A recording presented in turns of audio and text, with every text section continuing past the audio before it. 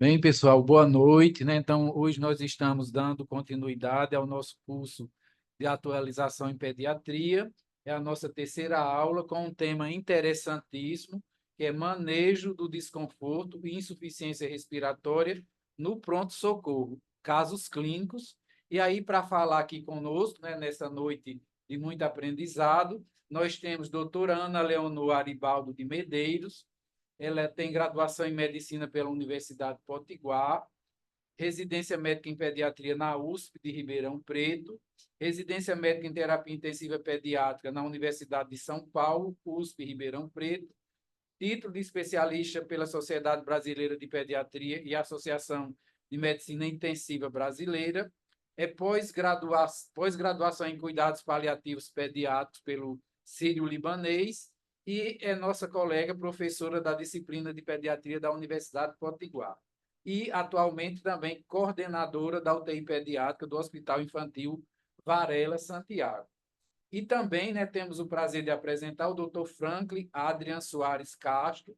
Ele tem graduação em medicina pela Universidade Federal do Amazonas, residência em pediatria no Hospital da Criança Santo Antônio, título de especialista em pediatria pela Sociedade Brasileira de Pediatria, certificado de área de atuação em urgência e emergência pediátrica pela Associação Médica Brasileira e pós-graduação em terapia intensiva pediátrica pela IBCMed. Então, hoje, com certeza, temos aqui expert nesse assunto e vamos ter um aproveitamento imenso. Então, vamos passar a palavra para a doutora Ana Leonor, que começa. Então, obrigado.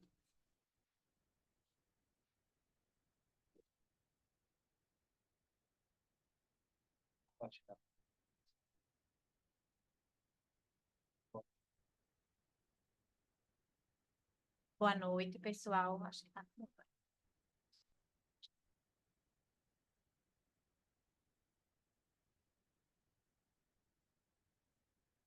Boa noite, pessoal. Estão me ouvindo? Acho que não tá, não. Outra apresentação.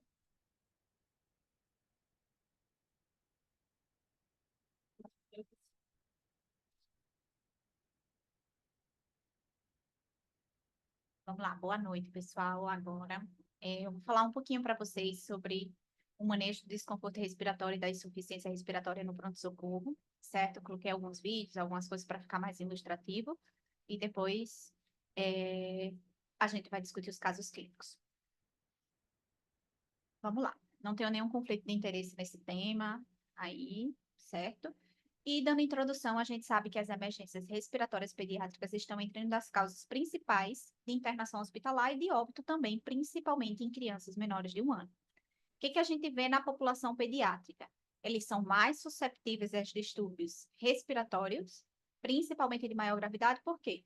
Porque a gente já tem algumas alterações fisiológicas e anatômicas que propiciam a criança ter uma insuficiência respiratória, um desconforto respiratório mais rapidamente do que o adulto. Além disso, nós também temos as características fisiológicas, imunológicas aí do nosso sistema imune da criança que ainda não está tão desenvolvido como o do adulto. Quais são essas particularidades anatômicas e fisiológicas que vão predispor a criança a ter uma insuficiência respiratória aguda? Primeira dela, a língua do lactente é bem maior quando comparada à orofaringe dele, em proporções quando comparado do adulto aí, certo? Então, a gente vai ter uma língua que vai preencher mais a cavidade oral. Isso vai fazer com que, em momentos que ele reduz o tono deles, a língua pode fazer uma obstrução da via aérea. A respiração da pediatria, na pediatria, principalmente até o 6º mês de vida, é predominantemente nasal, certo? Consequentemente, maior desconforto respiratório e maior risco de apneia essa criança tem se ela tiver uma quantidade de secreção em via aérea superior. Via aérea de menor diâmetro e mais curta, consequentemente, menor calibre, maior resistência e maior trabalho respiratório. A porção mais estreita da via aérea abaixo das pregas vocais, principalmente ali a nível de cartilagem cricoide e de laringe, que isso faz com que a laringe da criança assuma um formato de funil, diferente da do adulto, que é cilíndrico. Se a nossa da criança é em formato de funil, consequentemente, ele vai ter uma maior resistência. A epiglote da criança, mais longa, mais flácida, em formato de U ou V, e isso faz com que ele projete um ângulo de 45 graus aí, consequentemente, uma maior obstrução a gente vai ter. Lembrando da resistência de fluxo de ar, que é inversamente proporcional à potência do raio, que isso é o que a gente usa na hora que a gente vai pensar nos mecanismos ventilatórios de uma criança. A árvore brônquica, traqueobrônquica da criança e a caixa torácica são mais complacentes, ou seja, mais mole, consequentemente, vai propiciar a um colabamento e uma obstrução aí de via aérea.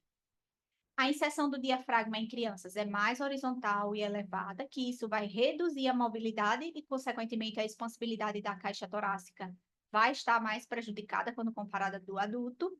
As crianças são mais susceptíveis a fadigas respiratórias, por quê? Porque tem uma musculatura respiratória menos desenvolvida do que um adulto. E as vias aéreas de ventilação colateral alveolar, como os poros intraalveolares de Kohn e os canais de bronquíolos alveolares de Lambert, são menos desenvolvidos em crianças e, consequentemente, é mais comumente visto em pediatria as atelectasias, as hiperinsuflações pulmonares, quando comparado à faixa etária de adulto. A criança ainda tem um consumo de oxigênio bem maior do que o dos adultos, em média de 6 a 8 litros, e os adultos, em média, 4 litros, e isso faz com que as crianças tenham uma menor capacidade residual funcional, consequentemente, menos reserva de oxigênio eles vão ter. A via aérea da criança, relativamente maior quando comparada à via aérea de um adulto. O diâmetro da traqueia de um recém-nascido é 1/3 do diâmetro da traqueia de um adulto, que é 20 vezes maior do que ele. Resistência ao fluxo aéreo é inversamente proporcional à quarta potência do raio que a gente vê. Então, consequentemente, se você tem uma criança que tem uma via aérea mais estreita e que tem um espessamento aí da mucosa, ou por secreção, ou por espessamento mesmo da própria parede, consequentemente, a gente vai ter uma resistência muito maior à passagem do fluxo aéreo. A gente sabe que o espessamento de média de 1 milímetro a nível ali subglótico vai levar com que ocorra a esse nível 75% no recém-nascido de obstrução, quando comparado ao do adulto, que seria só 20%, certo? O mesmo nível de espessamento.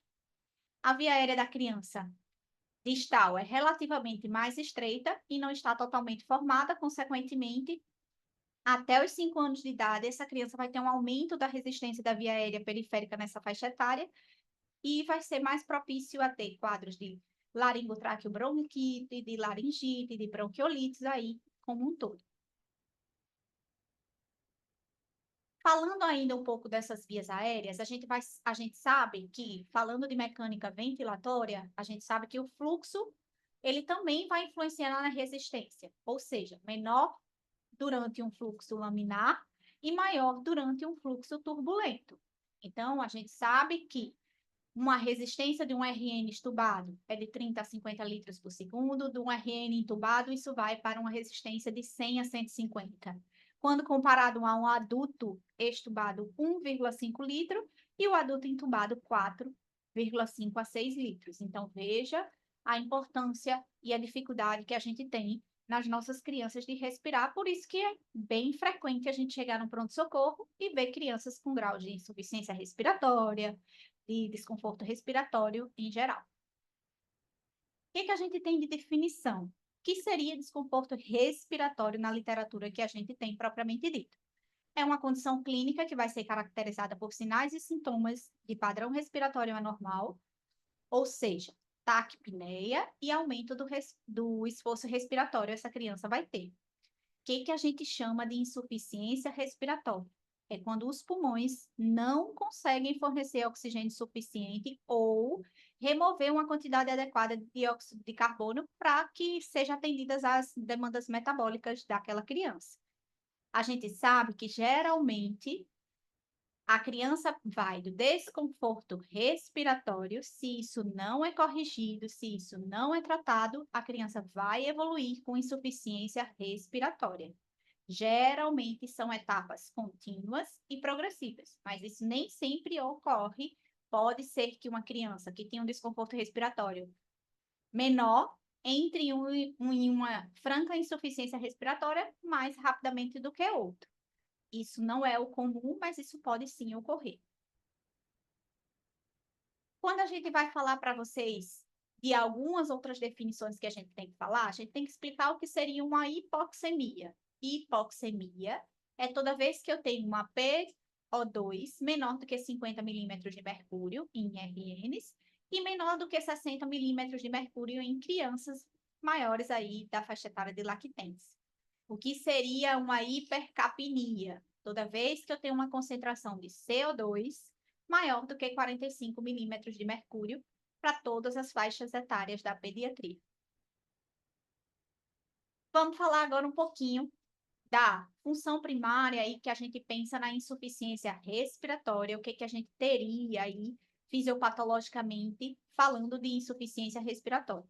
A gente vai ver que a gente tem uma função primária do sistema respiratório, que é fornecer oxigênio e eliminar CO2 aí. Uma respiração externa e uma respiração celular são as responsáveis por fazer esses comandos no pulmão dos nossos pacientes. E aí a gente vai ter um componente ventilatório e, consequentemente, um componente respiratório. Toda vez que a gente tiver um desequilíbrio entre a ventilação e a perfusão, a gente vai ter ali alterações nessa criança. A gente vai ter o que a gente pode chamar de alterações tipo shunt, onde as unidades alveolares são pouco ventiladas, mas elas são bem perfundidas. Existem patologias respiratórias que combinam com isso, que são as síndromes de desconforto respiratório agudo, as pneumonias, as atelectasias como um todo. E tem as alterações tipo espaço morto, que seria justamente o contrário, onde a gente teria ventilação de alvéolos, porém esses alvéolos não estariam tão bem perfundidos e, consequentemente, a gente vai tendo alteração. Vale salientar que o pulmão, ele é heterogêneo. No mesmo pulmão, eu posso ter áreas que estão se comportando como tipo shunt e posso ter áreas que estão se comportando como tipo espaço morto. A gente sabe que a gente tem uma predominância de acordo com a patologia, mas isso não é uma regra de ter tudo homogêneo. Tem áreas que eu vou estar perfundindo melhor, tem áreas que eu não vou estar perfundindo bem, no mesmo pulmão, certo? E aí, de quadro clínico. O que a gente tem de quadro clínico pensando? Como é uma criança que chega? A gente já viu fisiopatologia, a gente já viu alterações anatômicas que propiciam para que a criança tenha desconforto respiratório. Já vimos as definições de desconforto respiratório e de insuficiência respiratória, mas como é que essa criança chegaria num pronto-socorro?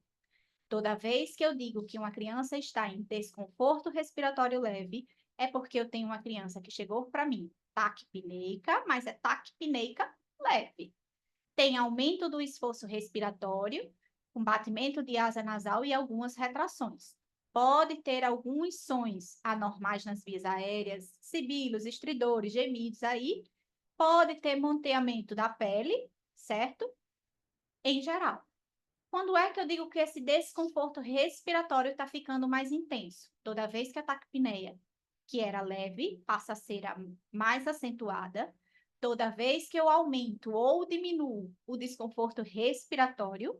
Por que diminui? Se diminui não é porque está melhorando? Não, porque muitas vezes está diminuindo porque a gente está tendo um grau de hipoventilação ou uma bradipneia aí. Por quê? Porque a criança está entrando no que a gente chama de fadiga. Toda vez que eu tenho uma criança que está com movimento débil, de ar distal, está taquicárdica, hipoxêmica, apesar de a gente estar oferecendo um oxigênio suplementar, e a criança começa a ficar mais cianótica. Aí sim eu tenho um desconforto respiratório intenso. E toda vez que eu tenho um desconforto respiratório intenso, eu tenho que ficar com sinal de alerta bem aceso, por quê? Porque provavelmente essa criança está bem próximo de entrar numa insuficiência respiratória, onde eu teria uma piora da taquipneia ou até quadros de apneia, onde o esforço respiratório seria bem significativo ou inadequado, onde eu teria um fluxo de ar distal ausente, é uma criança que está super hipoxêmica, que está cianótica e começa a ter rebaixamento do nível de consciência. É uma criança que está em eminência de uma parada cardiorrespiratória. Como é que eu faço o atendimento de uma criança dessa que chegou para mim? Chegou essa criança com essas características no pronto-socorro. Eu já vi se é desconforto respiratório leve, ou se é moderado, ou se já é uma insuficiência respiratória. Como é que eu devo avaliar essa criança? A avaliação inicial do paciente que tem um comprometimento respiratório é feito por meio da abordagem sistemática da American Heart Association, o ABCDE que a gente conhece. Sempre tem que estar esse mnemônio na cabeça da gente que trabalha em pronto-socorro, na UPA, ali que vai atender esse perfil de paciente. O que a gente vai ver no A? Começa pelo A. E o B são os dois pontos que a gente vai estar tratando diretamente sobre ventilação. Então, eu vou me deter bastante a esses dois pontos, já que é o nosso tema da nossa aula. Vamos lá. O que a gente vai ver no A? Na avaliação da via aérea. Sempre que eu vou fazer o A, eu tenho um objetivo de determinar se essa via aérea superior está patente ou não. É uma via aérea livre? É uma via aérea que está obstruída? O que eu tenho que avaliar consistentemente para responder essa minha pergunta? Como que estão os movimentos do tórax e abdômen dessa criança? Na ausculta, tem ruídos, sons respiratórios? A ausculta tem movimentação de ar e de sensação de fluxo de ar através do nariz, da boca aí, que isso falaria para mim de uma via aérea obstruída. São considerados sinais sugestivos de obstrução de via aérea superior. Rouquidão, aquela voz mais anasalada, estridor, geralmente o estridor de obstrução de via aérea superior é um estridor inspiratório, mas ele pode ser bifásico também. Ronco inspiratório, esforço respiratório não acompanhado de sons respiratórios ou de sensação de fluxo de ar através do nariz e da boca. Isso são sinais que a gente provavelmente está diante de um quadro de obstrução de via aérea superior. Vamos para o B. O que eu vou fazer o B? O B, a gente vai avaliar o desempenho respiratório. O que a gente vai olhar no B? Frequência respiratória, esforço respiratório, entrada de ar, sons respiratórios e oximetria de pulso.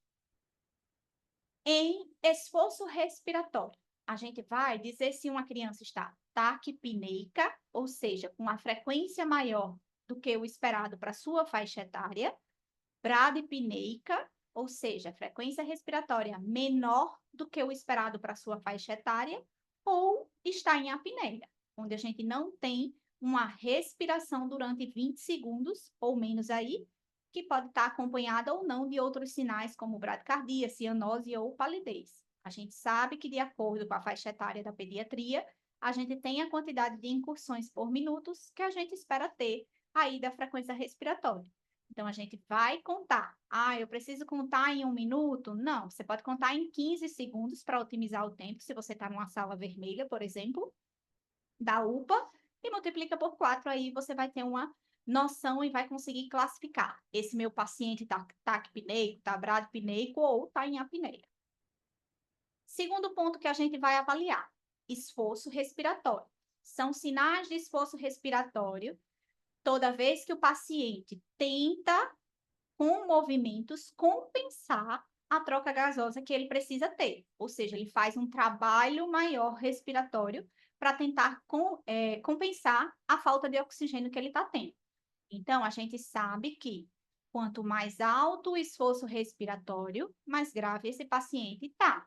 O que a gente diz? Como assim mais alto? A gente sabe que começa o desconforto por uma respiração de retração intercostal, depois subcostal, vai subindo para supraclavicular, depois supraesternal, batimento de aleta nasal, até que a gente começa a ter o balançar da cabeça e a respiração predominantemente abdominal, que é o famoso balancinho que a gente chama.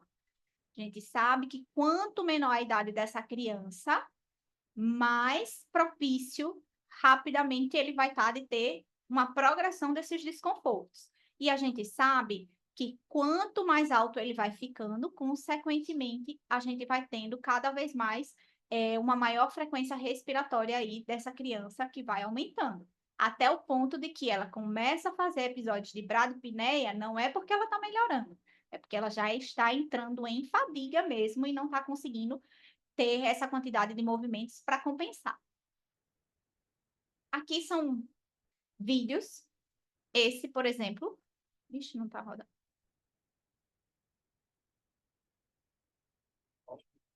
Ah, foi. Aqui, ó, a gente tem uma tiragem intercostal e subcostal numa criança que está bem taquipneica, um bebezinho bem taquipneico aqui que a gente tá, certo?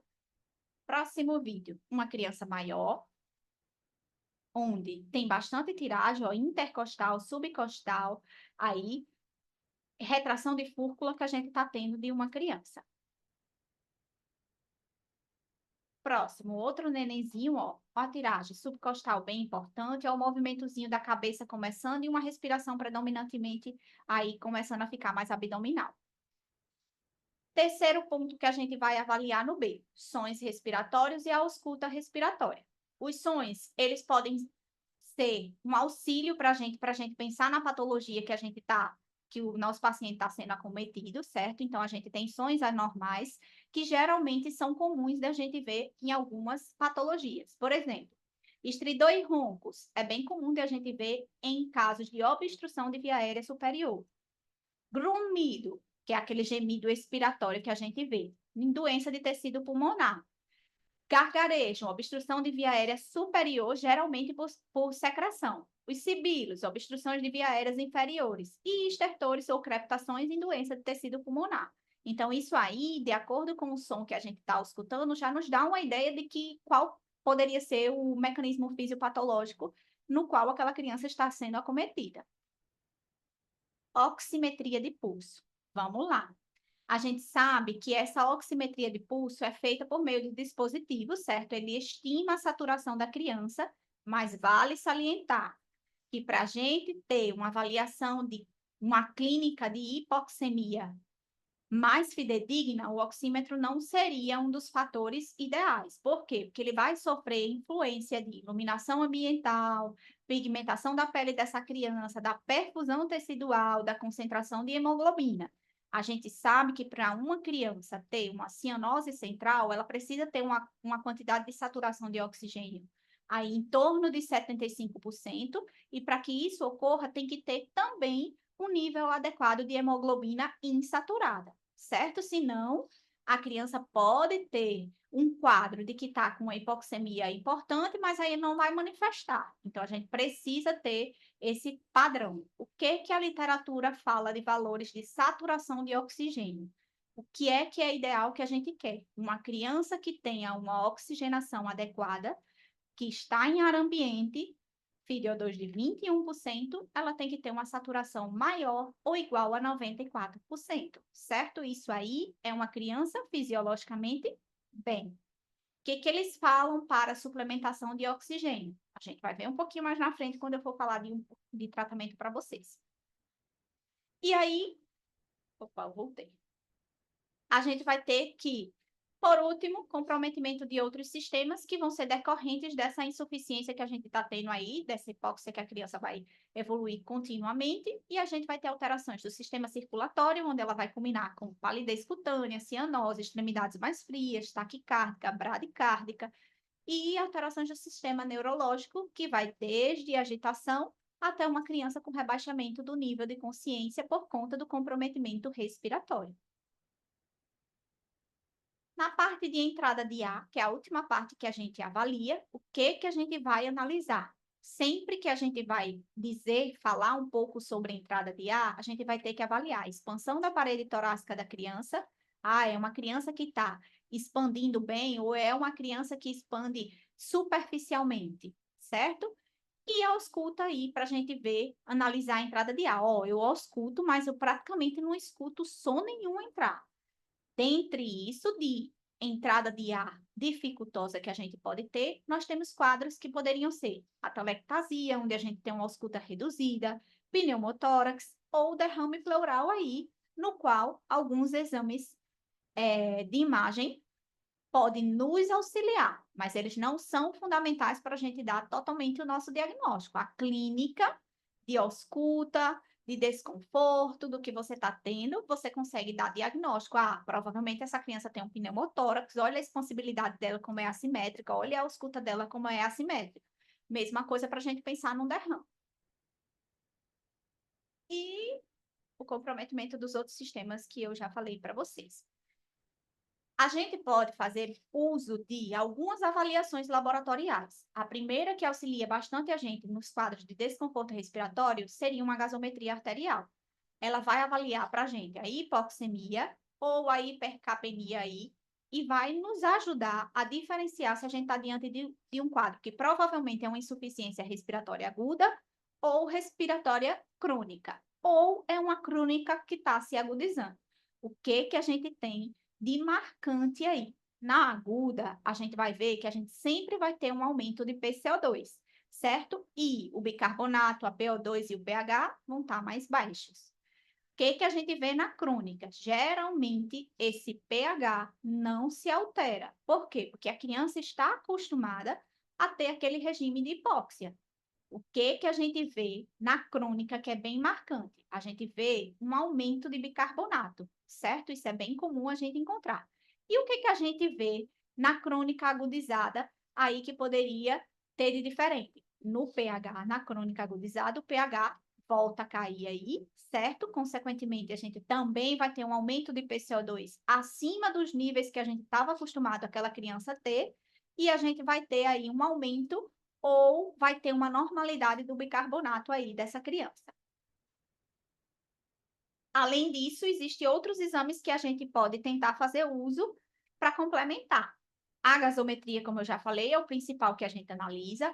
Da gasometria arterial, ela vai permitir também a gente fazer uma classificação nos casos agudos de insuficiência respiratória. Que fase a gente estaria da insuficiência respiratória? Na fase 1, onde a gente só teria uma queda do PO2, é a fase inicial, que a gente está avaliando aquela criança com insuficiência respiratória. Na fase 2, eu sempre digo que a fase 2 é a fase onde a gente mais tem problema. Por quê? Porque o que ocorre na fase 2? A gente vai ter um aumento do volume minuto, o nosso corpo vai realizar mecanismos para tentar compensar, aumentando esse volume minuto, consequentemente, o PCO2 começa a cair, que nem a gente vê aqui no gráfico, e o PO2 ele torna-se estável. Então, quando alguns pacientes, alguns médicos pegam essa gasometria, fica tranquilo, eles dizem, o PCO2 está baixo, mas o PCO2 está baixo como mecanismo de compensação. Isso significa que ele já está bem próximo de entrar, passar da fase 2 para a fase 3, ou seja, progredir com grau de insuficiência respiratória. O que a gente vê na fase 3? Na fase 3, a gente vai ter uma superação do esforço respiratório que vai voltar a cair a PO2 e, consequentemente, a gente vai voltar a subir a PCO2. E na fase 4, a gente tem a inversão aí completa, cada vez mais a PCO2 subindo e cada vez mais a PO2 reduzindo aí nos pacientes. Além disso, como eu disse, a gasometria, a gente pode fazer uso de outros exames para avaliar melhor esse paciente. Dentre eles, a radiografia de tórax, que aí confirmaria qual seria o mecanismo que estaria ocasionando tudo isso. É uma criança que tem uma pneumonia, é uma criança que tem um pneumotórax, é uma criança que está com a pneumonia com derrame pleural. E o hemograma e o PCR, que nos auxiliam também a gente chegar a um diagnóstico mais concreto. São causas de insuficiência respiratória. A gente não pode pensar só em causas de afecções pulmonares. Das afecções pulmonares, nós vamos ter patologias obstrutivas de vias aéreas e patologias restritivas aí do parênquima pulmonar, que é as famosas pneumonias que todo mundo conhece, as fibroses, as doenças da membrana hialina na neonatologia. Dentre as patologias obstrutivas de vias aéreas, temos desde a obstrução de vias aéreas superiores, laringites, corpo estranho, a obstrução de vias aéreas inferiores, como a asma e a bronquiolite, que é o que está sendo o dia a dia dos médicos plantonistas aí que estão ocupando o lugar aí nas UPAs que a gente tem. A gente também pode ter criança que vai chegar para a gente com um grau de insuficiência respiratória que a causa não vai ser uma afecção pulmonar, e sim uma afecção neurológica, seja aí algum comprometimento do sistema nervoso central dele, ou por uma encefalopatia hipóxico-isquêmica, ou por uma epilepsia, ou por um quadro até de infecção, como a meningite e a encefalite. Ou também pelo sistema nervoso periférico, como um grande exemplo, a síndrome de Guillain-Barré, que a criança acaba culminando com insuficiência respiratória aí. As miastenias graves também a gente vê bastante nos pacientes adolescentes. Além disso, a gente tem algumas outras afecções que alteram a mecânica ventilatória. Ele tem até o parênquima bom, mas, por exemplo, tem um derrame pleural ali que vai estar alterando a caixa torácica dele, ou vai ter um pneumotórax aí, ou vai ter uma cifoescoliose aí, uma má formação torácica, que vai fazer com que essa criança tenha um desconforto respiratório ou insuficiência respiratória. Também temos afecções abdominais, uma ascite volumosa. A gente vê criança que entra em um grau de insuficiência respiratória por restrição mesmo abdominal. O abdômen fica tão globoso que restringe o tórax dessa criança e não permite que ela respire adequadamente. Existe também as alterações do transporte dos gases dos nossos tecidos.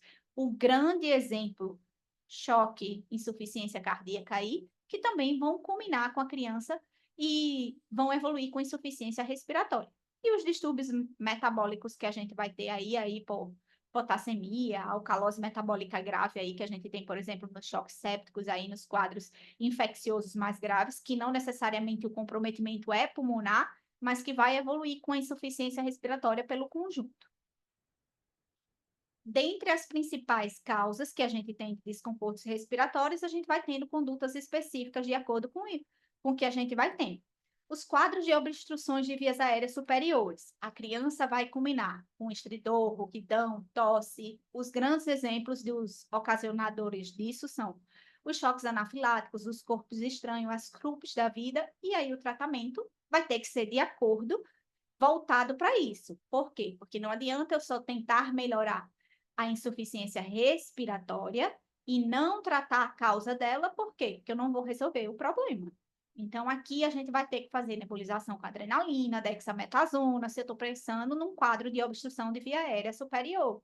Se eu estou pensando numa anafilaxia, adrenalina, antihistamínico, corticoide. Se eu estou pensando num corpo estranho, não adianta eu tentar tirar a criança da insuficiência respiratória e o corpo estranho permanecer lá. Por quê? Porque se eu coloquei, por exemplo, essa criança numa ventilação artificial, quando eu tirar a ventilação artificial, ele ainda vai continuar com o corpo estranho e, consequentemente, vai voltar a ter a insuficiência respiratória. Se eu penso em obstruções de vias aéreas inferiores, o que eu vou ter? Os grandes exemplos são as bronquiolites da vida e as asmas.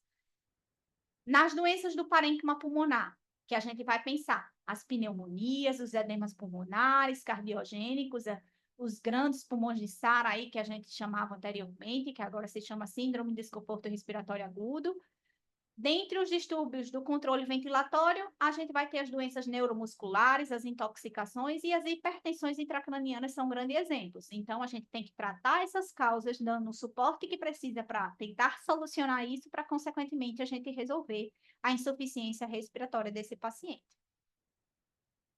Qual o objetivo geral do tratamento que a gente vai ver? Restaurar a oxigenação e, consequentemente, dar uma ventilação adequada para esse paciente. A gente precisa ter uma intervenção inicial de avaliação pediátrica rápida, dirigida para o problema, objetivando ali e tentando identificar o mais precocemente qual que é a gravidade do quadro. A gente já viu o que seria uma insuficiência respiratória leve, o que seria mais grave, o desconforto respiratório leve, desculpa, um desconforto respiratório mais grave e uma insuficiência respiratória. O que a gente quer é diagnosticar e intervir quando a gente ainda está no desconforto respiratório leve. A gente quer evitar a insuficiência respiratória. Então, o tratamento inicial sempre vai ser o ABCDE e sempre lembrando, eu identifiquei um problema, eu não continuo avaliando, eu tento solucionar aquele problema para eu poder passar para o restante da avaliação. Tratamento específico da doença que está causando aquilo, como eu já falei anteriormente. E aí, a primeira coisa que a gente vê de um paciente que chegou com essas características que a gente já viu tudo, chegou para a gente na sala de urgência, a gente precisa monitorizar esse paciente. Dentre as monitorizações, pulso oxímetro, certo? Para a gente ver a saturação, o fluxo pulsátil aí. Pode ser impreciso nos quadros de choque, como eu já disse, ele não é tão fidedigno. E o ideal que a gente tivesse era uma monitorização de CO2 exalado, certo? Através de um capnógrafo, mas a gente sabe que no nosso dia a dia não é a realidade. Esse é o método principal de a gente garantir que um paciente está entubado e está entubado corretamente. Então, o capnógrafo auxiliaria muito a gente na tomada de decisão. Outra coisa simples que a gente pode fazer de tratamento é a posição, certo? É um posicionamento. A gente já viu que existem várias alterações anatômicas e fisiológicas da pediatria que propiciam a obstrução de via aérea. Então, a gente posicionar esse paciente, tentar abrir e retificar o ângulo da mandíbula aí, que nem a gente está vendo aqui, é de fundamental importância. Nas crianças maiores, a gente tende a colocar um coxim na região occipital para que a gente consiga deixar esse ângulo mais horizontalizado. Nas crianças menores, a gente geralmente tende a colocar um coxim na região interescapular. A gente pode fazer mão de tentar abrir a mandíbula, fazendo uma pequena extensão dessa mandíbula dessa criança, para a gente ter uma permeabilidade dessa via aérea maior, certo? Tentar abrir, ver se não tem secreção, ver se não tem algum grau de obstrução, fazer aspiração se tiver essa secreção aí que esteja impedindo a entrada de ar. Além disso, a gente pode fazer uso de alguns dispositivos que vão nos auxiliar. A cânula orofaríngea ou a nasofaríngea, os famosos Guedés da vida que a gente conhece, que na pediatria a gente também pode fazer uso. As cânulas nasofaríngea e são realidades em alguns pronto-socorros aí que a gente tem de grandes centros, que você colocaria a cânula nasal aí, certo? Introduziria na região nasal da criança para você tentar ter uma permeabilidade maior dessa via aérea. E aí, depois a gente tem a oxigenoterapia, certo? A gente fornecer oxigênio para esses pacientes. A gente já viu que a gente quer uma saturação sempre para dizer que está normal, acima de 94, que não necessitaria de nenhum suporte ventilatório num paciente que tivesse com desconforto respiratório. Dentre as formas de fornecimento de oxigênio, a gente tem as de baixo fluxo, catéter nasal de oxigênio, que vai fornecer até no máximo 3 litros, máscara simples, que vai fornecer no máximo até 10 litros de oxigênio, e a gente tem os sistemas de alto fluxo, a máscara de Venturi, que fornece uma FiO2 de 25 a 50, o capacete de oxigênio, que se usa muito na parte da neonatologia aí, que pode fornecer aí até 80, 90, e as máscaras não reinalantes aí, que vai oferecer de 95 a 100%. Além disso, se a oferta de oxigênio não está sendo adequada, eu posso fazer uma respiração com bolsa, máscara e ambu aí, certo? Então, coloco lá uma respiração de resgate para tentar expandir esse paciente aí, pode ser uma das formas. Se isso também não resolveu, aí sim eu tenho indicação de tentar fazer com que esse paciente consiga uma via aérea aí mais garantida através da passagem de uma máscara laríngea, das cânulas traqueais aí, que de acordo com a faixa etária, a gente vai fazer a escolha correta. Como que é isso? Pode ser usadas com cuff e as sem cuff. Na literatura para pediatria, ou seja, não é na faixa de RN que eu estou falando, é depois dessa faixa etária, cada dia mais tem sido encorajado o uso das cânulas com cuff. Dá uma maior segurança para o paciente, menor risco de broncoaspiração, garantia maior de uma ventilação mais adequada. Como é que eu escolheria minha cânula adequada? Idade da criança em anos dividido por 4, mais 3,5. Se não passou a com cuff, aí sim eu vou escolher a sem cuff, que seria a idade da criança em anos dividido por 4 mais 4. Como é que eu fixaria essa cânula? 3 vezes o número do diâmetro dela é o cálculo que a gente usa na pediatria.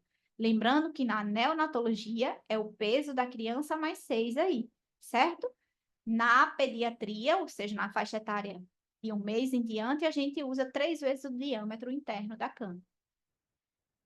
E aí, existe, de acordo com o que a gente tem, essa foi a abordagem que eu dei inicial para todas as patologias, isso seria o pensamento que a gente iria fazer tratamento em comum. Como a gente está vivendo um boom da bronquiolite, a gente vai ver que Franklin vai discutir uns casos aí, mas a gente está vendo um boom da bronquiolite, muitos casos aparecendo. Eu resolvi fazer umas rapidinhas aí do que seria de orientações de tratamento, focar aí na bronquiolite. O que que a literatura traz para a gente de recomendação? São níveis de recomendação que eu vou trazer para vocês. Primeiro é sobre a higienização das narinas. O que que eles falam sobre a lavagem nasal? Eles falam que a lavagem nasal pode melhorar a obstrução nasal nos quadros leves. Ele faz com que ocorra a manutenção da via aérea livre, principalmente em lactentes jovens, onde a gente já viu que até os 6 meses a respiração é predominantemente nasal, então se tem secreção, consequentemente essa criança não vai respirar bem. A posição ideal para a gente fazer isso, a gente tem que orientar, não é só passar lavagem nasal e dizer, faz aí. Não, a gente sabe que a lavagem nasal, se não é feita corretamente, ela pode trazer uma sufocação para a criança. Então, o que que a gente faz? É uma lavagem nasal, a criança sentada no colo do pai ou da mãe, com a cabeça mais retificada e nunca deve ser feita deitada. E aí, aspiração de vias aéreas. O que que a literatura fala sobre aspiração de vias aéreas? Eles falam sobre dois tipos de aspiração: a vigorosa e profunda e a aspiração superficial. Eles falam que a aspiração superficial pode ser usada com o intuito de tentar melhorar a capacidade de sucção quando está prejudicada. Qual o nível de evidência da indicação de aspiração superficial? Nível de evidência D. O que que eles falam sobre aspiração vigorosa e profunda? Que ela pode irritar mais ainda a mucosa do paciente, certo? Pode piorar o edema e, consequentemente, ela deve ser contraindicada na bronquiolite, principalmente se for ser feita por uma pessoa que não é um profissional treinado para isso. Ou seja, aqueles modos de aspiração vigorosa e profunda que, às vezes, o pai arranja um aspirador, compra um aspirador e quer ter em casa para ele fazer isso. Então, isso não é encorajado, aspiração vigorosa e profunda por uma pessoa não capacitada, é nível de evidência B, não fazer essa aspiração vigorosa e profunda em crianças que estão com quadros de bronquiolite, porque isso pode aumentar o edema aí e prejudicar cada vez mais. O que que a gente vê sobre o uso de corticoide?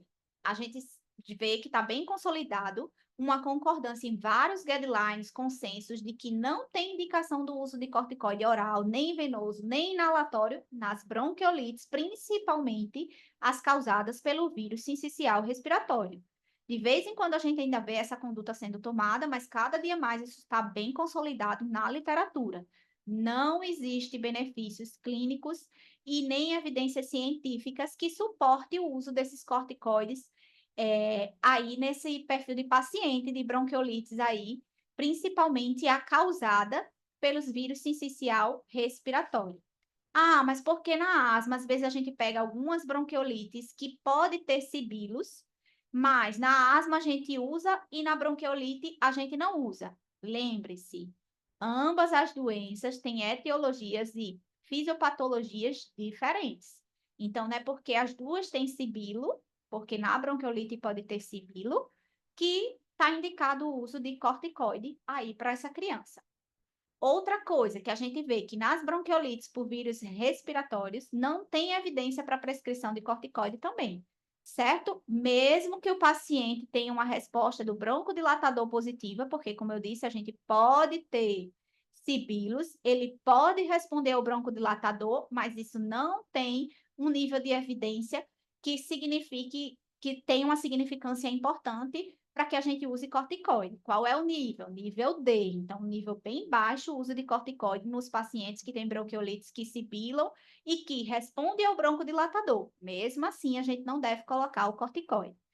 E a gente sabe que, embora a corticoterapia sistêmica oral, ela tem uma ação anti-inflamatória, vai ajudar a reduzir o edema da mucosa e respiratória que a gente vai tendo, a gente sabe que pode melhorar a broncoconstricção.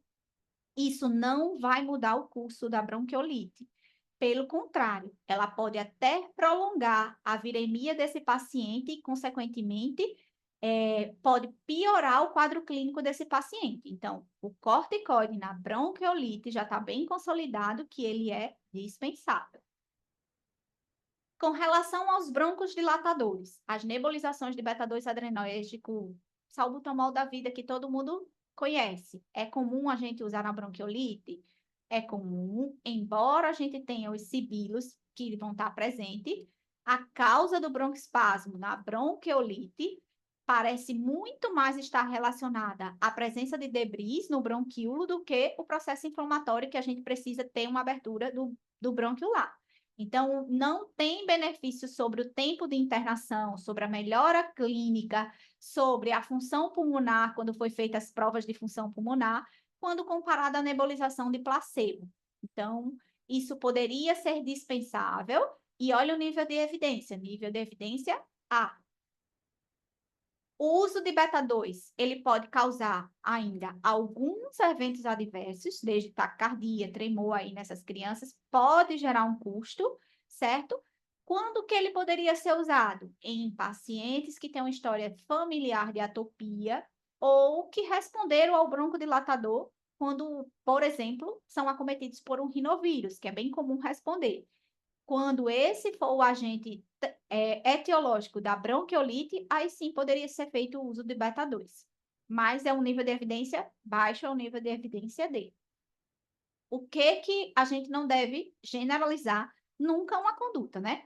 A gente sabe que 80% dos eventos de bronquiolites são causadas, aí a maioria, por vírus sinciciais respiratórios e outros 5 por outros tipos de vírus menos prevalentes, certo? Quando não tem possibilidade de identificar etiologicamente esse tipo de vírus que está vindo, aí sim você poderia fazer uma prova terapêutica do broncodilatador. Uma vez que a gente já viu que os vírus sinciciais respiratórios, eles respondem a esses broncodilatadores, pode ter alguma resposta. Então, você pode sim fazer uma prova terapêutica ao broncodilatador. E o que seria eu dizer que teve uma resposta a esse broncodilatador? Melhora da frequência cardíaca, melhora da ausculta, melhora do padrão respiratório, aí sim eu poderia manter nesses casos que eu fiz a prova terapêutica e que eu tive uma resposta, porém, também a nível de evidência D. Com relação à oxigenoterapia, a gente sabe que nos últimos 5 anos a gente tem alterado aí o ponto de corte para a gente dar uma oxigenoterapia para um paciente, certo? A recomendação é que toda vez que eu tiver uma saturação abaixo de 90, eu tenho que fornecer oxigenoterapia aí para esses pacientes. O consenso australiano, ele é o mais generoso aí, ele diz que toda vez que eu tiver uma saturação abaixo de 92, é mandatório, é tipo obrigado eu fornecer oxigênio. Quando não, eles falam que ali abaixo de 90, todas as crianças têm que estar com oxigenoterapia. Lembrando, como eu já falei anterior, o que a gente almeja é uma saturação de 94 para cima. Que a gente vai tolerar de saturação em até 90%? Só deve ser feita nas bronquiolites que não estão graves. O que seria isso? Paciente que tem bom estado geral, que tem um desconforto respiratório, mas é um desconforto respiratório leve, e aí sim eu toleraria a criança ficar ali com 90, 91, certo? De saturação. A gente sabe que a hipoxemia leve requer FiO2 baixa e que pode ser utilizado para fornecer essa FiO2 baixa um catéter nasal de 1 a 2 litros. Por quê? Porque o excesso de oxigênio também ele pode culminar com quadros de atelectasias que a gente vê. Então, tem que ter cuidado. Não é colocar um oxigênio a 100% para todo mundo. Não, porque aí você pode ter uma propiciação a quadros de atelectasia. E a gente sabe que muitas vezes a gente fornece o oxigênio e a gente não vai ter melhora no padrão respiratório desse paciente. Por quê? Porque o que vai melhorar é a pressão positiva que a gente vai dar para essa criança, certo? Então, nem sempre fazer uso de oxigênio seria a solução mais adequada. Não adianta uma criança que tem um grau de insuficiência respiratória mais grave, eu querer começar só com oxigênio. Provavelmente essa criança vai precisar de um suporte ventilatório não invasivo. A gente tem vários estudos observacionais que falam que essa oximetria de pulso contínua pode levar a um maior tempo de internação de pacientes que estão estáveis. Por quê? Porque a gente vê muitas vezes que o paciente acaba ficando internado por conta que o oxímetro está dando uma oximetria de 90, 91, mas o paciente está com um padrão respiratório super bom. Então, nesses casos de bronquiolites leve, o que eles falam? Que tem um nível de evidência C, você tentar sempre almejar uma saturação acima de 92%. Então, se está de 90% a 92%, você poderia suspender essa oximetria ali, ser menos rigoroso nessa oximetria aí, para tentar diminuir o tempo de internação, não deixar a criança internada só por conta de uma oximetria, uma vez que eu já falei que ela não é 100% fidedigna. Que a gente tem na literatura sobre as famosas nebulização com salina hipertônica? A gente sabe que a salina hipertônica, ela promove a quebra nas pontes iônicas do muco, tornando ele mais fluido e, consequentemente, ele vai facilitar a remoção desse através da tosse. A gente sabe que essas salinas sem broncodilatador devem ser utilizadas como veículos de nebulização na admissão, principalmente na emergência. Não é para deixar para fazer isso num paciente que já está internado, que já está com comprometimento maior. Ele fala que tem um benefício bem importante quando a gente aplica isso na emergência, que faz com que isso reduza 20% do tempo de internação hospitalar dos pacientes, mesmo aqueles que vão evoluir com as bronquiolites que não são graves. Mesmo assim, a gente vai ver que tem uma resposta à salina hipertônica aí, nesses casos, na emergência, certo? Então, seria a gente que está na UPA. O que eles falam? Que os pacientes internados com a bronquiolite de moderada, o uso de salina podem ter redução no tempo de hospitalização de 11 horas, não é um tempo tão significativo, mas tem uma redução aí, e quando comparados que não usaram. Mas lembrando que efeitos adversos são infrequentes, como não são infrequentes como a piora da tosse, tem criança que piora bastante a tosse, tem criança que acentua o broncoespasmo aí. Então, o uso de salina hipertônica nesses pacientes que estão com a bronquiolite moderada, ele pode vir antes da fisioterapia, principalmente nos casos leves, pode reduzir a taxa de evolução de internação em até 16% nos casos leves. Porém, nos casos moderados, a gente tem que ter parcimônia em indicar por quê? Porque tem casos que a gente vai ver que ele piora essa tosse, o broncoespasmo aí como um todo. No ambiente hospitalar, quando hexalina é obtida, aí como é que a gente faz para a gente usar essas salinas, uma vez que você já disse que ela seria bom para eu usar na emergência? A gente usa cloreto de potássio a 20%, certo? Com um ABD aí que você vai fazer. Não pode ser soro fisiológico, porque senão a concentração de sal que você vai estar dando, de NaCl, vai ser modificada. Então, a gente sempre faz uma concentração que a gente tem uma salina, transforma de 20 para 3%. Como é que eu faço isso? Divido por 6,66 partes, ou seja, 0,6 ml de NaCl a 20% com 3,4 ml de ABD, aí mostraria essa transformação de salina de 20% para 3%, e a gente já viu que esse uso pode ser controverso aí, depende do grau de comprometimento, depende do local que a gente está fazendo, mas que na emergência ele fala que pode ter sim um benefício. Relação da ventilação na invasiva. Quando é que a gente deve considerar? Toda vez que eu tenho material disponível, a idade do paciente tem que ser levada em consideração, a gravidade aí, certo, do método ventilatório, pode ser instalada toda vez que eu tenho um quadro de hipoxemia, ou seja, tem uma saturação menor que 92, ou tem um ataque de espineia moderada a grave. O que eu poderia usar? O CPAP. O CPAP nasal é um bom método, ele só fala para a gente ter cuidado aí na quantidade de pressão que a gente vai dar, de 4 a 8, aí é uma PEP que a gente poderia usar, e principalmente se a gente usar em crianças menores de 2 anos, a gente vai ver se tiver a pronga nasal adequada, se tiver o material adequado aí, a gente vai ver que a gente tem uma boa resposta. A terapia de cânula nasal de alto fluxo é o sonho de consumo de todo mundo, certo? É um método de ventilação não invasiva que oferece esse fluxo intranasal com a velocidade e pressão elevadas, certo? Somente na faringe, traz pouco desconforto para a criança. A gente sabe que nas bronquiolites com saturação menor que 92 ou na ataque de espineia mesmo com hipoxemia, é uma terapêutica bem efetiva, principalmente quando instalada precocemente e na emergência. A gente vai ver que isso vai diminuir o tempo de internação hospitalar e vai diminuir a gravidade do paciente. Porém, ainda é uma terapêutica de alto custo.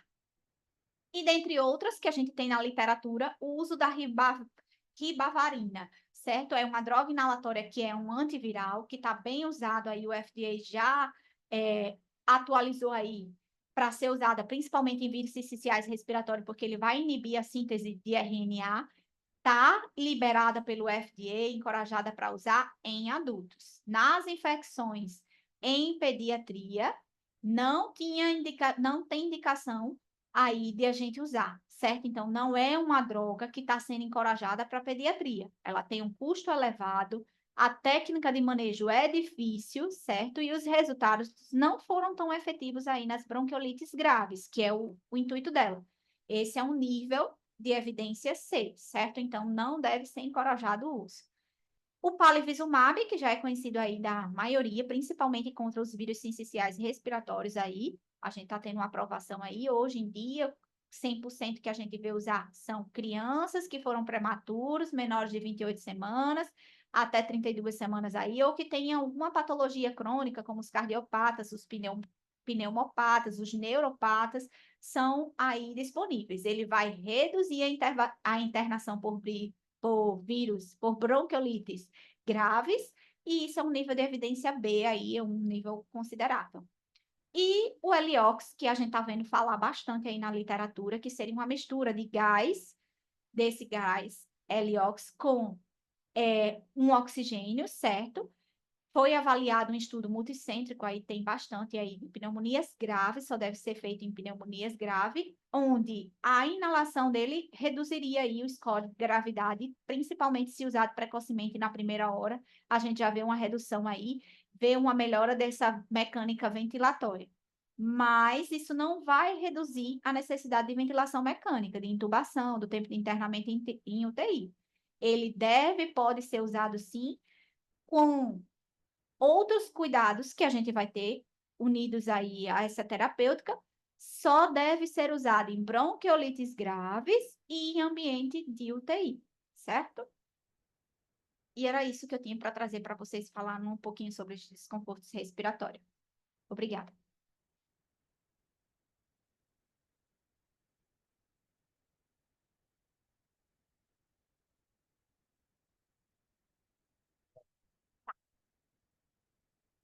Olá, boa noite. Todos me escutam? Tá aberto o dedo? Pessoal, gostaria de agradecer o convite, estar aqui compartilhando um pouco. E, Ana, especialmente a você, assim, que aula maravilhosa, assim, que privilégio estar aqui, assim, sensacional mesmo, parabéns. Pois bem,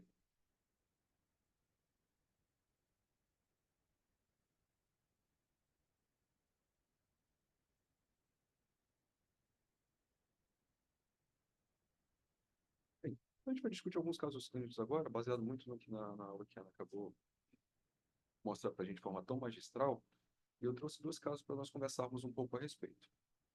Bem, o primeiro deles é de um lactente, o Davi.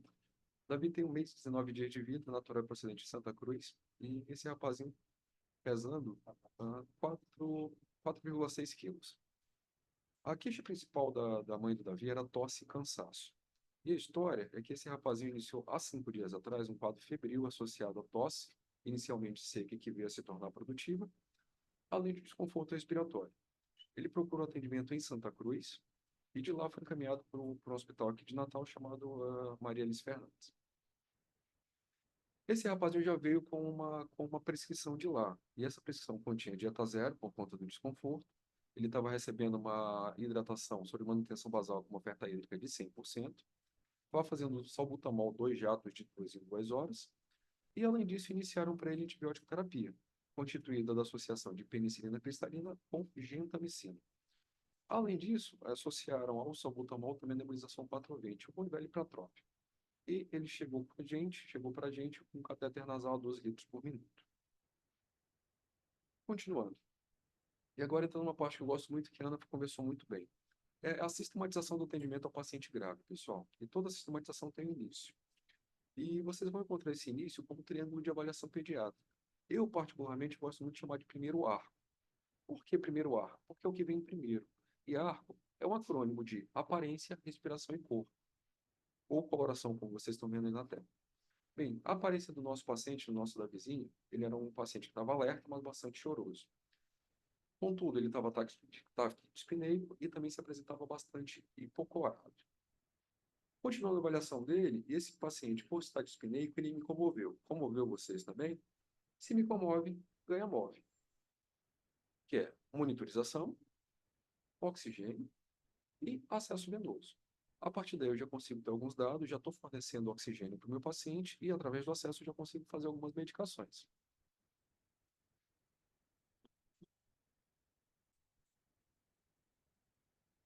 Melhor assim?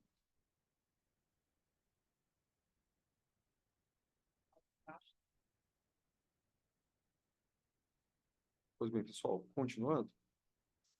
Então, fizemos um móvel do nosso paciente, recapitulando, monitor oxigênio e veia, e a partir daí começamos a nossa avaliação propriamente dita. Começando pela letra A de vias aéreas.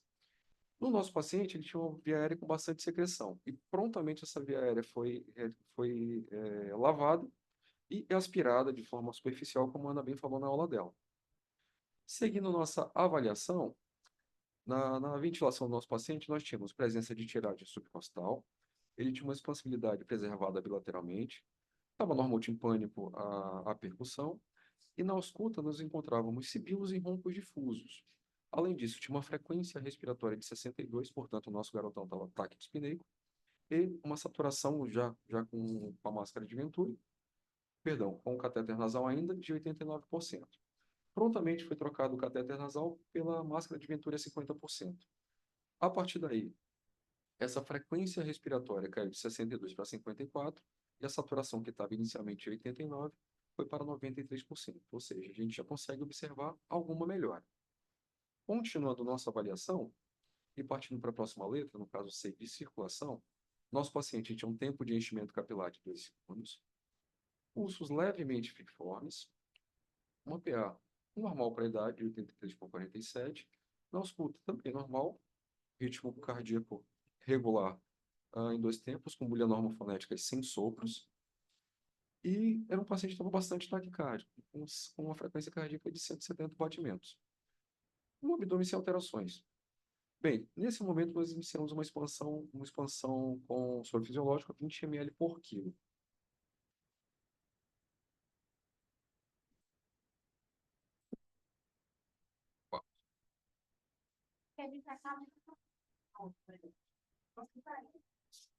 Mas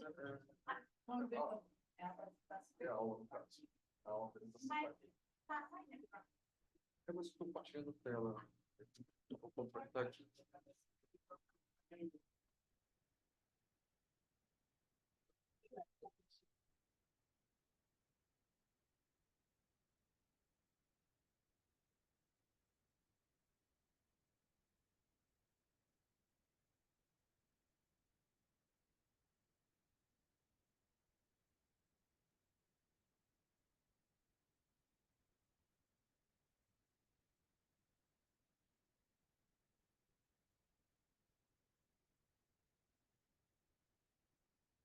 Pessoal, o áudio está melhor agora?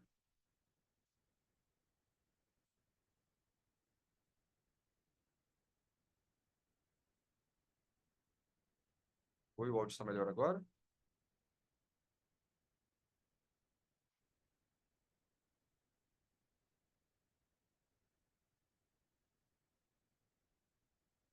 Ótimo, agora tá ótimo. Pessoal, então continuando, estamos avaliando a circulação do nosso paciente. Nesse momento foi iniciada uma expansão com soro fisiológico a 20 ml por quilo. Lembrando que a própria taquipneia, a taquipneia do paciente pode levar a uma desidratação. Lembrando também que ele estava em dieta zero, e isso consegue piorar esse fator de desidratação dele. E quando você começa a reidratar o seu paciente, a tendência é até que esse desconforto respiratório melhore também. Continuando nossa avaliação, passou. Na letra D, de disfunção, pessoal, nosso paciente, embora ataque dispneico, estava alerta, tinha pupilas isocóricas e fotorreagentes, um HGT normal e não tinha sinal qualquer de irritação meníngea. E na exposição, era um paciente que se encontrava desidratado, hipocorado, no momento da avaliação afebril, anitérico, acianótico, sem qualquer linfadenopatia palpável e também não tinha nenhum edema e nenhum sangramento. A avaliação secundária do nosso paciente, ele era nascido de parto cesariano, aterro, né, e a indicação para cesariana foi parada de dilatação, segundo a mãe.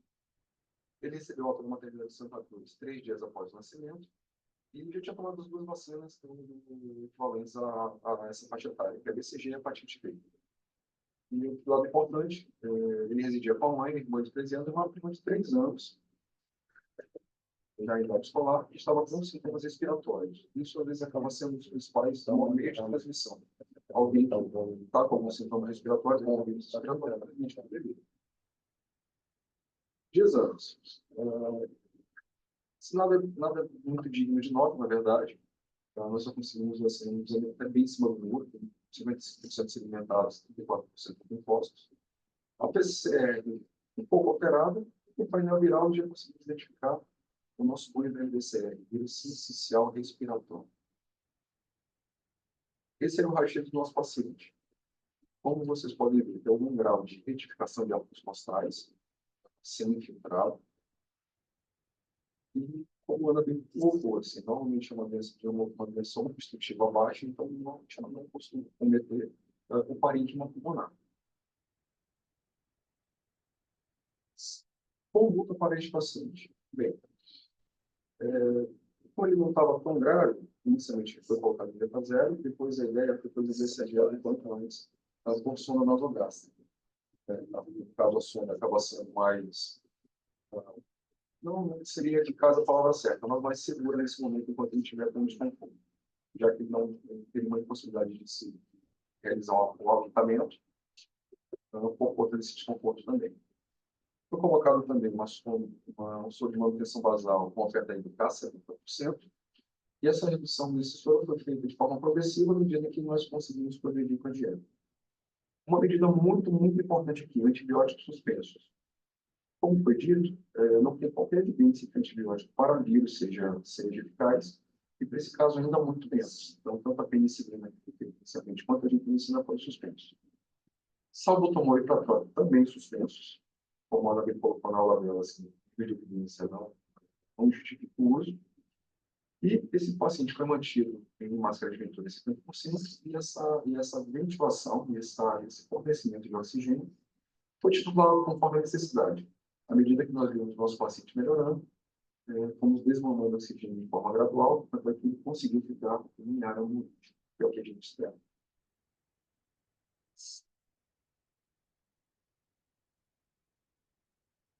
Olha, vocês querem acrescentar alguma coisa? No nosso caso? Pode soltar. Então, partindo para o nosso segundo caso, pessoal, esse rapaz era o Enzo Gabriel, rapazinho de 7 anos de idade, natural do acidente daqui de Natal, que pesava 20 quilos.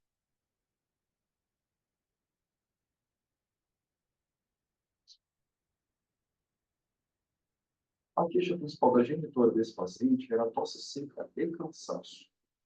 E o nosso paciente chegou com um quadro de tosse seca, desconforto respiratório leve, iniciado às 12 horas, e nesse momento ele negava febre até então. Os pais relataram o uso de salbutamol inalatório 2 jatos de 4 em 4 horas para tentar tirar essa criança de crise. Contudo, não apresentou melhora do quadro. E por não ter tido melhora, essa criança foi levada finalmente à unidade de saúde para atendimento. Chegando na unidade de saúde, essa criança foi avaliada novamente com treino de avaliação pediátrica, e ele se apresentava sonolento, dispneia e hipocorado, contudo não tinha cianose. Novamente, esse paciente nos comove, se nos comove, vem a morte. Esse paciente também foi colocado em oxigênio e instalado um acesso venoso periférico. E a partir daí começamos novamente a nossa nova avaliação. Nas vias aéreas, esse rapaz estava pérreo, então ele já foi mantido em máscara de motor de 50%. Se necessitar, nesse momento, de aspiração ou outra medida para destruir. Na ventilação desse paciente, ele tinha presença de rádio subcostal, intercostal e retração de fluxo. Tinha uma expansibilidade preservada bilateralmente, a percussão normotimpânica e na ausculta bastante seguidos.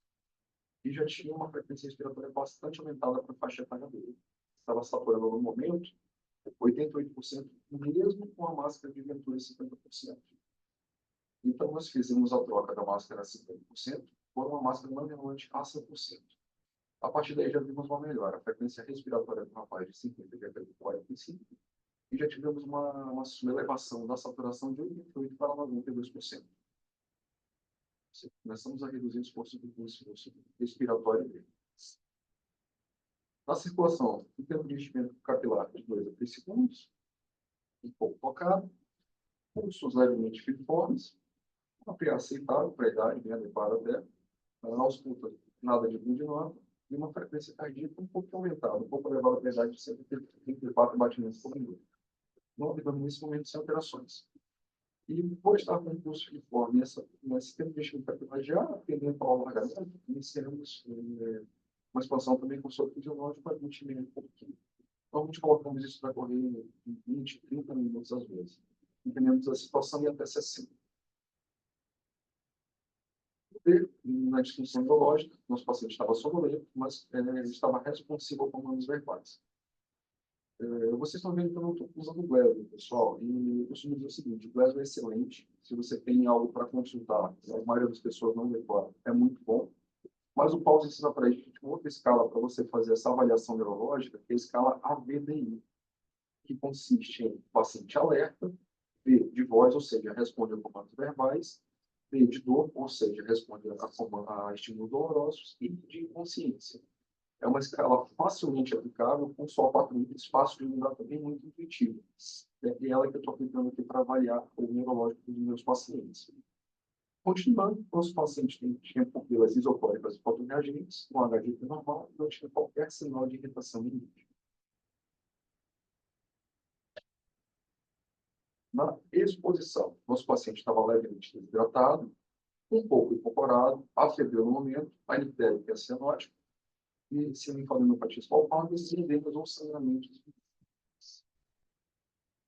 Esse era o registro do nosso paciente, pessoal. Como vocês podem ver, uma registro sem hiperissuflado, retificação de órgãos costais, a gente consegue ver o seu posterior bem lá embaixo, está indicando essa hiperinsuflação. Se nós lembrarmos, na fisiopatologia da asma, uma doença obstrutiva baixa, em que o ar entra com facilidade, sai com dificuldade, então ocorre um certo aprisionamento do ar nessa cavidade pulmonares, e esse é o porquê, esse é o motivo dessa hiperinsuflação. E o tratamento para a asma. E, professor, deixa eu te perguntar uma coisa. Isso aqui é alergia a algum medicamento? Vamos supor que se eu tivesse uma dor de cabeça nesse momento, uma cefaleia. 2 gotas de dipirona, você acha que resolveria o seu problema? Possivelmente não. Né? Pessoal, onde eu quero chegar com isso? A droga que o paciente de asma é o salbutamol, mas a gente vê comumente sendo utilizado em subdoses. É muito comum ser utilizado em subdose. E assim como o exemplo que eu dei agora da dipirona, do professor Reginaldo, se você usa uma subdose, pode ser que o efeito terapêutico desejado não ocorra. Outro dia eu fiz uma postagem no meu Instagram a respeito disso, e uma colega veio me questionar, dizendo que uma criança de 13 anos ela foi tratada com salbutamol, e ele apresentou um tremor, tremor e agitação por cerca de 15 minutos. E essa é uma informação da bula do salbutamol. O tremor, ele ocorre em até 10% dos pacientes. Ou seja, 1 em 10. E a agitação, a reação de hipersensibilidade ocorre 1 em 10 mil. Ou seja, é muito raro de acontecer. Então, não tem justificativa de você usar uma subdose quando você precisa e deve usar uma dose terapêutica para que seu paciente melhore de crise. E qual seria essa dose terapêutica, pessoal? E temos algumas apresentações de salbutamol, vou falar de cada uma delas. O salbutamol inalatório, o famoso spray, você vai usar um jato, normalmente a cada 2 a 3 quilos. Pode haver alguma discrepância na literatura, em alguns livros eles gostam de, algumas fontes gostam de utilizar por faixa etária, que para mim particularmente é um pouco mais difícil de decorar. E nesse caso, um jato pelo peso, né, fica um pouco mais fácil, você consegue aplicar toda e qualquer faixa etária. Pois bem, então você vai usar um jato a cada 2 a 3 quilos, com uma dose máxima de um jato a cada 2 quilos ou 10 jatos totais. Alguns trabalhos estão mostrando que se você usa 8 ou 10 jatos, não tem muita diferença em termos de eficiência terapêutica. Mas até então, 10 jatos totais é a dose máxima, é a mesma dose do adulto. E temos o salbutamol nebulizado, também é bastante comum. Você vai usar também uma gota a cada 2 a 3 quilos, com uma dose máxima também de 10 gotas por dose. E como eu vou usar esse salbutamol? Em que intervalo de tempo? Como eu vou fazer isso? Bem, eu vou fazer 3 doses intermitentes, com um intervalo de 20 minutos entre elas. O famoso 3 de 20 em 20. E cada 3 doses equivale a um ciclo, só para a gente não confundir. Tá? Eu posso fazer, durante meu tratamento, meu resgate com salbutamol, até 3 ciclos, ou seja, eu posso fazer então, até 9 doses, com intervalo de 20 minutos. Outra medida de utilizar o salbutamol, melhor, outras, e a gente vai ver uma seguinte posteriormente, é a nebulização contínua. Né? A dose em miligrama por quilo é meio miligrama por quilo por hora. Isso equivale, se você pegar aqui a apresentação, de 5 miligramas por ml, isso equivale a 2 gotas por quilo por hora ou 0,1 ml por quilo por hora. Então, você vai colocar isso em aproximadamente 9 ml de soro fisiológico e vai colocar para nebulizar a 5, 6 litros por minuto de oxigênio. E há certa discrepância também na literatura em relação a isso. Pode ser que você precise trocar isso aqui a cada 30, 40 minutos, mais ou menos, mas tem uma eficácia muito, muito boa, muito interessante. E lembrando que essa dose máxima você não pode ultrapassar 80 gotas por hora, tá certo? Que equivale a 20 miligramas por hora também. Continuando o tratamento do nosso paciente asmático, pessoal, nós temos um anticolinérgico, o polivénio bromista-citalopram, conhecido também como Aprovente. Como eu posso utilizar? Bem, ele existe na forma tanto nebulizada quanto na forma em spray, na forma inalada. Confesso para vocês que eu nunca presenciei, nunca fui apresentado a forma inalada. O máximo que temos disponível, tanto em hospitais públicos ou particulares, é a forma nebulizada, ou seja, em gotas. E o local mais didático que eu achei faz essa seguinte divisão. Menor de 2 anos, você faz 10 gotas. Entre 2 e 6 anos, você vai fazer 20 gotas. E acima de 6 anos, 40 gotas, que é a mesma dose do adulto. Tá? E você faz isso intercalando com as doses do salbutamol. Se você tiver o salbutamol nebulizado, você pode colocar todos juntos no mesmo frasco, no mesmo frasco ali, e fazer isso concomitante. Caso contrário, se você tiver o salbutamol inalado e o anticolinérgico só nebulizado, você faz um seguido do outro. Tá? O anticolinérgico serve para potencializar o efeito do beta-2. E uma coisa interessante, ele feito de forma isolada e placebo tem o mesmo efeito, ou seja, ele só vai funcionar se você utilizá-lo com o beta-2. Se você utilizá-lo de forma isolada, não tem qualquer eficácia. Eu vejo acontecer muito com colegas que têm mesmo utilizar o salbutamol, acabam fazendo nebulização com anticolinérgico, mas não tem qualquer efeito terapêutico interessante se feito sem associação com o salbutamol. Bem, no tratamento da asma, existe a indicação formal de você fazer corticoide. E qual seria melhor, o oral ou o endovenoso? Bem, do ponto de vista epidemiológico, não há diferença. Tanto o oral quanto o endovenoso têm o mesmo grau de eficácia. O que vai diferenciar quando você vai usar um ou usar outro? A condição clínica do seu paciente. Se o seu paciente está numa crise leve ou mesmo moderada, enquanto borderline, e ele tiver condições de demitir, você pode fazer uso da prednisolona, o famoso prelúdio-predicina, na dose de 1 a 2 miligramas por quilo por dia. Isso pode até ser dividido essa dose a cada 12 horas, se ficar mais conveniente para o paciente. Normalmente, uma dose única costuma ser suficiente. Além do prednisolona oral, temos a metilprednisolona, a versão equivalente só que endovenosa, e é a primeira escolha, de melhor eficácia no tratamento da asma. A dose também de 1 a 2 miligramas por quilo. Por dose, você pode repeti-la a cada 6 horas. Se tiver indisponível metilprednisolona, você pode fazer uso da hidrocortisona. E a dose de 4 a 5 miligramas por quilo por dose também repetida a cada 6 horas. Muito recentemente, talvez há uns 5 anos atrás, utilizávamos uma dose de ataque de 10 miligramas por quilo, depois a dose de manutenção. Os guidelines mais recentes mandam você fazer direto a dose trivial de 4 a 5 miligramas por quilo. E como vocês podem perceber aqui, pessoal, eu não citei a dexametasona, que é muito comum. Na maioria dos guidelines não costumo utilizar. Né? O livro da USP de urgência e emergência coloca, no guideline dele está presente a dexametasona, mas todos os outros, ou você faz metil ou você faz hidra. A dexa, então, é um tanto controversa, se eu posso falar dessa maneira. Então, não é comumente usada, pelo menos na maioria dos guidelines para o tratamento de asma.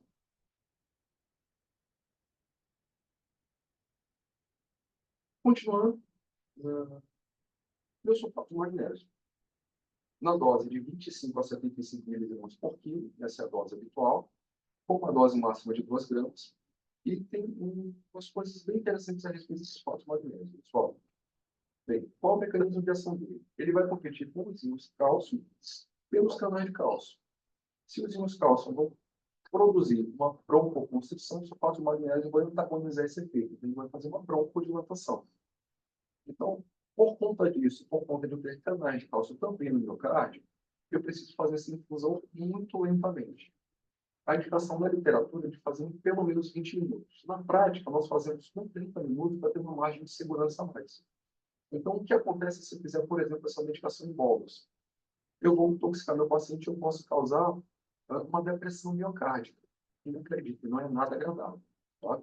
Então, eu faço esse sulfato de magnésio com a dose adequada e obedecendo esse tempo de infusão. E, claro, meu paciente precisa estar monitorizado. E uma dica para vocês. A dose padrão costuma ser de 50 miligramas por quilo, que é uma dose, como vocês estão vendo, bem intermediária. Se eu utilizar o sulfato de magnésio a 10%, utilizando essa dose de 50 miligramas, tem um macete para vocês. É só pegar peso e dividir por 2.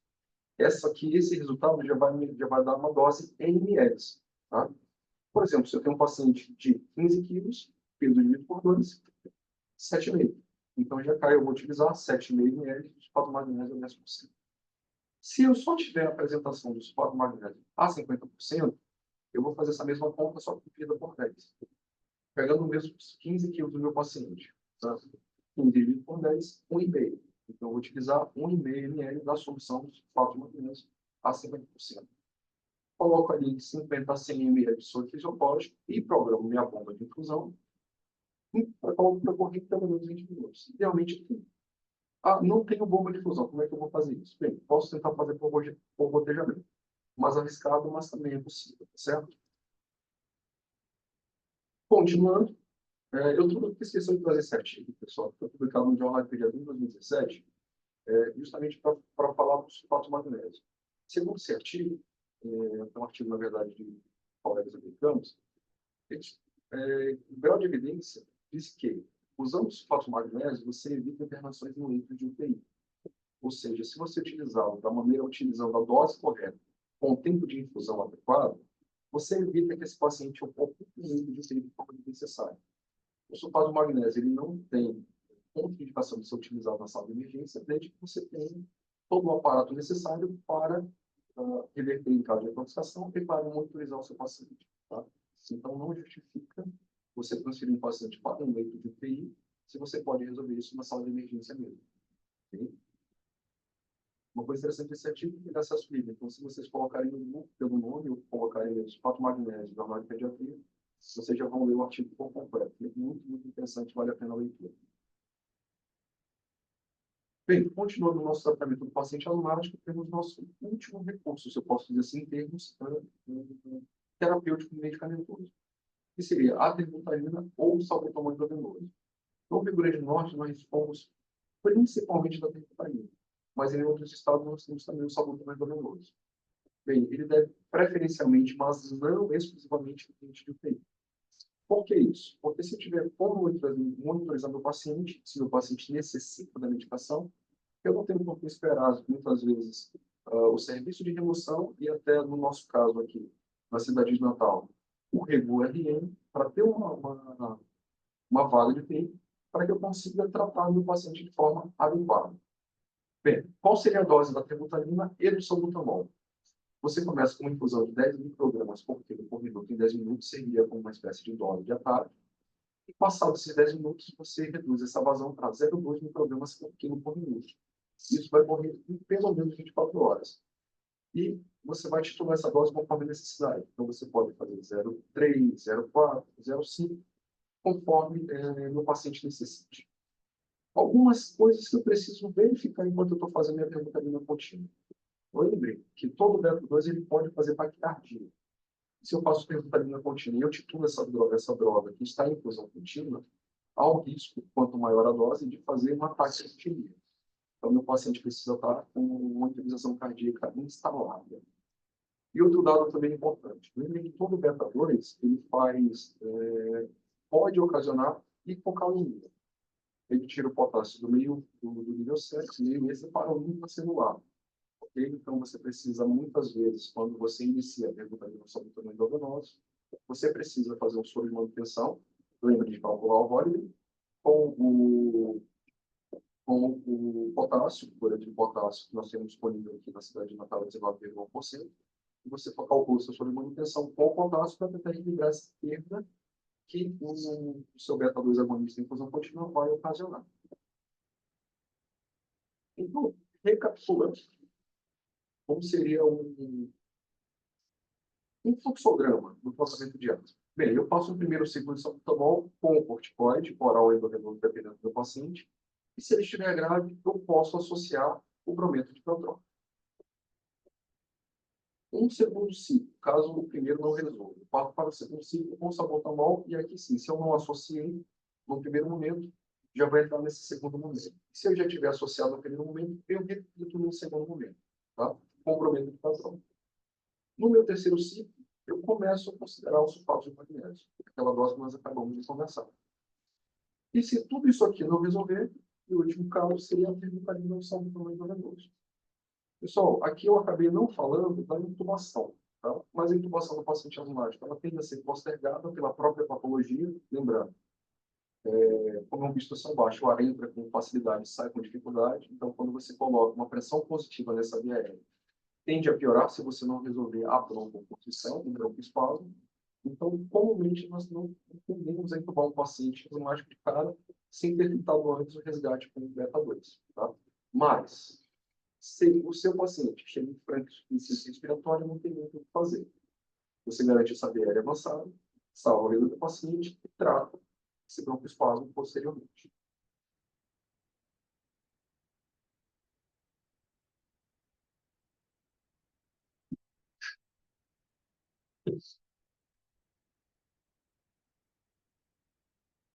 Oi.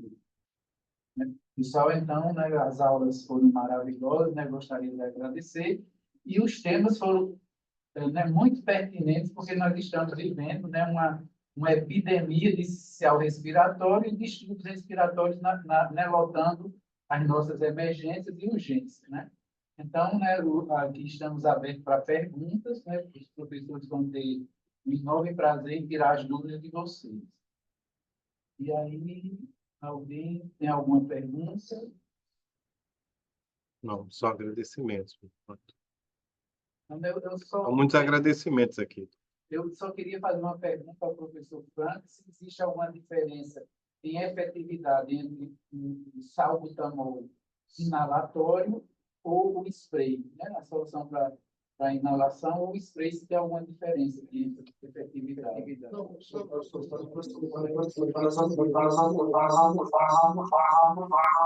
Alguém ativou o som.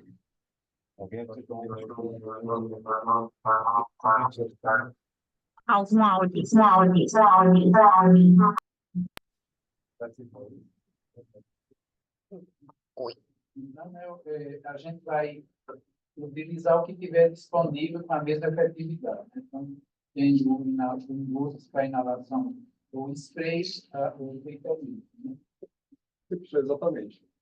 Embora eu não tenha colocado na aula, tem umas coisas interessantes também relativas ao tratamento.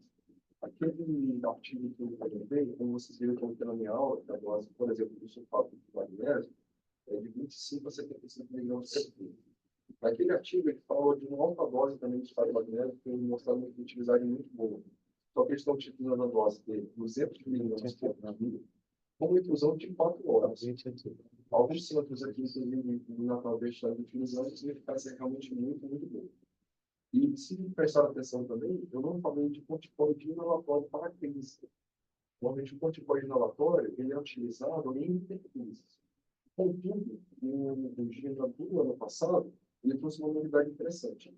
Ele faz uma associação do corticoide inalatório com o beta-2 não de curta, mas de longa, que é o componterol. Então, nós conhecemos popularmente, comercialmente, o além, né? Só que tem algumas particularidades. Primeiro, por que usar um beta-2 de novo? Esse formato em particular, ele tem um início de ação de 25 minutos. Então, seria um tempo interessante para começar a fazer efeito. E uma ação prolongada por horas. Tá? Só que, como ele é um medicamento em pó, uma cápsula em pó, ele é utilizado normalmente você perfura a cápsula, aspira e faz a apneia. Faz uma pausa respiração de algum tempo.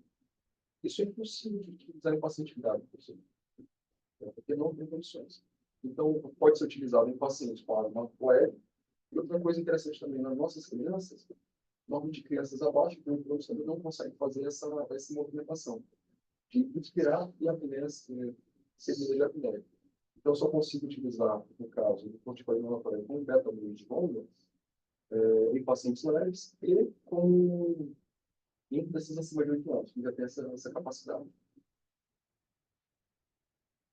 Eu achei, né, super Então, interessante.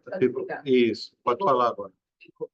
Né, interessante, né, o seu comentário a respeito do uso, né, do corticoide nas bronquiolites, que apesar das evidências, né, não mostrarem benefício, ele persiste, né, sendo utilizado. Né? Então, muito interessante a sua fala, né, frisando o que é realmente efetivo e o que não é. Né? Também achei bastante interessante você ter colocado, né, fazer uma tentativa com o broncodilatador, uma vez que naquele momento a gente não sabe se é um rinovírus, né, que parece que é o que ao broncodilatador inalatório, não é isso?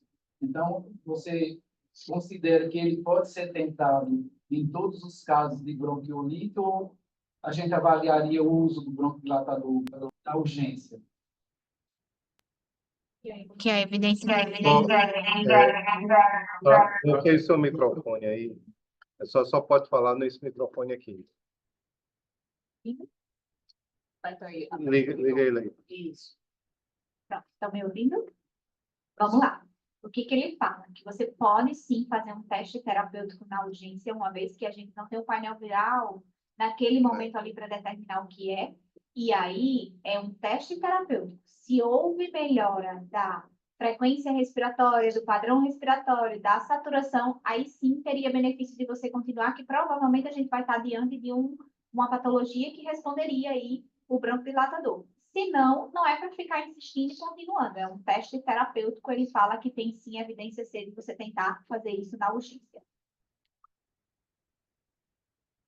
É bem interessante ficar isso muito bem esclarecido, né?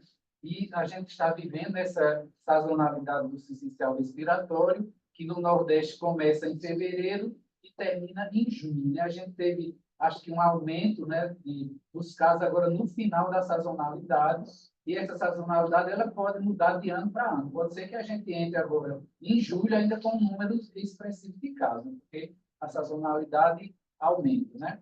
Outra coisa é que também deixar um alerta para vocês não esquecerem de prescreverem o palivizumab para os pacientes de risco, né? Todos os bebês que foram prematuros abaixo de 29 semanas, no primeiro ano de vida, e aqueles, né, que são cardiopatas com manifestações ou que têm displasia broncopulmonar, outra pneumopatia crônica. Então, é importante, nesses casos que eu falei, são o primeiro e o segundo ano de vida deve ser utilizado, né? Infelizmente, o pleito da Sociedade Brasileira de Pediatria não foi atendido, porque nós gostaríamos de utilizar como rotina em bebês que nasceram até 32 semanas de idade gestacional.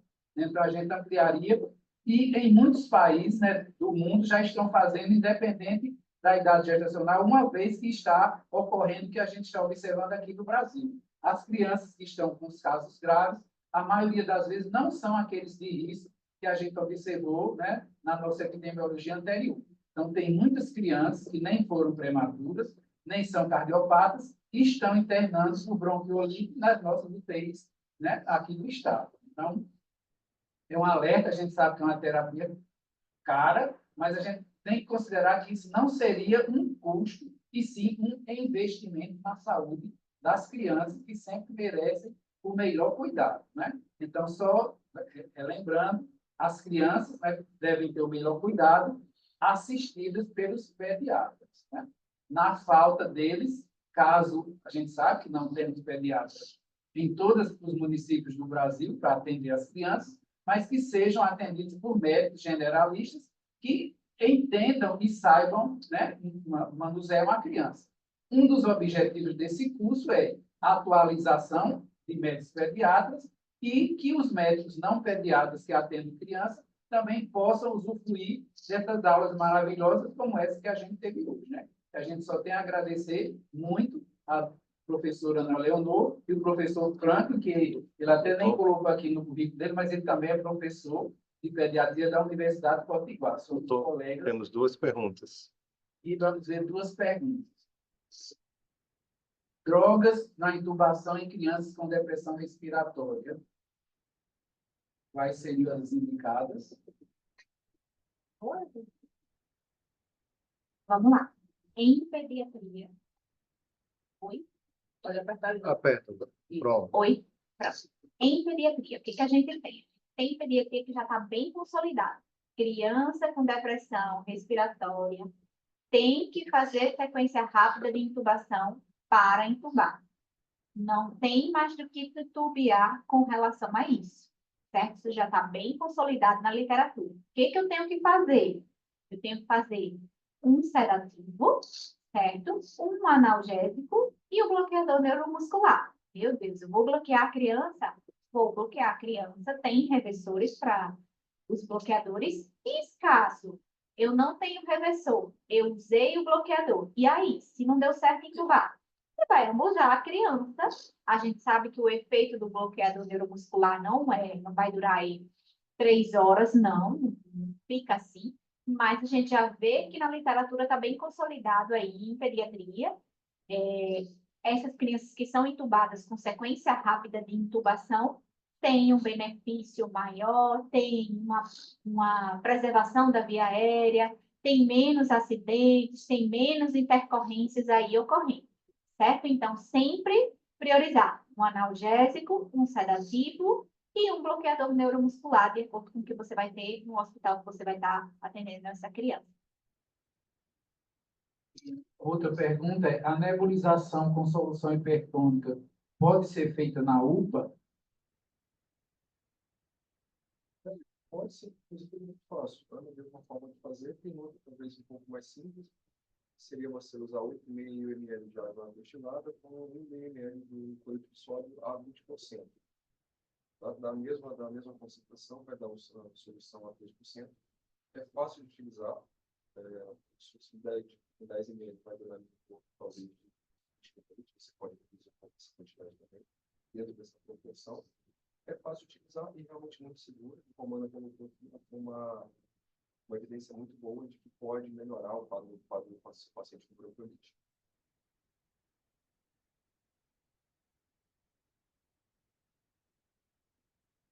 Pessoal, se não tiver mais alguma pergunta, a gente vai encerrar por hoje. Agradecer imensamente aos professores, parabenizar pela excelência e, com certeza, vocês saíram hoje com mais informações importantes, baseadas em evidência, do que deve ser feito no atendimento de uma criança em pronto-socorro. Então, muito obrigado e até o nosso próximo encontro no próximo mês.